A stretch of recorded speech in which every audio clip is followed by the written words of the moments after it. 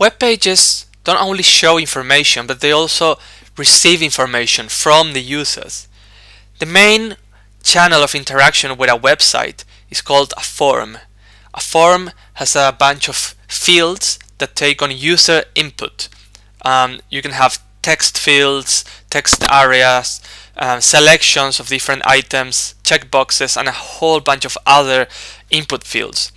With the new HTML5, there are also new fields that have come out. You can have now color pickers, date pickers, ranges of numbers. So forums is definitely a core element in HTML, and in this lesson we're going to create our first forum and see how it works. So I'm going to mention as well that the processing of the forum is done on the client side, usually by JavaScript, and on the server side it's done as well. So your server checks that the forum that was submitted is valid. We're not covering any of that in here. We're just learning how to structure a form using HTML. A form usually goes in a forum tag, and inside of the form tag you add the different inputs, and then eventually you create a button to submit. So you give the user the option to submit your form, which is to send it to you, to your server. Okay, I'm gonna create the first input, which is gonna be of type text. So type here is an attribute of the input tag, and I'm gonna close. It's gonna be a self-closing tag. So there you go. You have a simple text field. Now you've seen that text fields can have a default value as well sometimes, and you can enter that default value by using the attribute value, and then this is something that I can delete. And we've also seen input fields that come with like a help text in here. For example, if it's an email, it says like email inside of the input, and then when you click and you type, you don't have to erase what was previously there. You just type your own email. So that's called the placeholder. And I'm sure you've seen this on the web. Now I also want to create a button. So that's a button tag, and the type of button is going to be submit.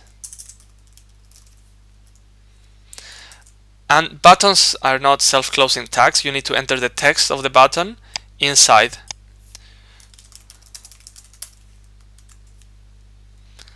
Now, what if I wanted to have these things on different lines? Well, I've already mentioned that there's a break tag to have new lines, but there's a more correct way to do it, which is to create containers.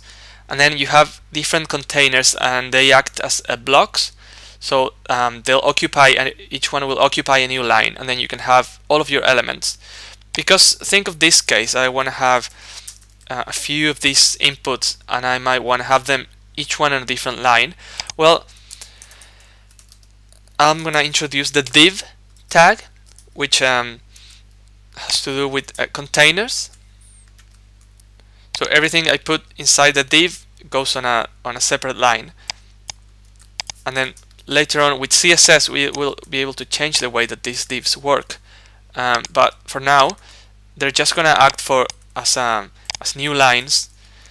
And as think of them as containers. That's the way to see them, like a block of content or of functionality inside your page.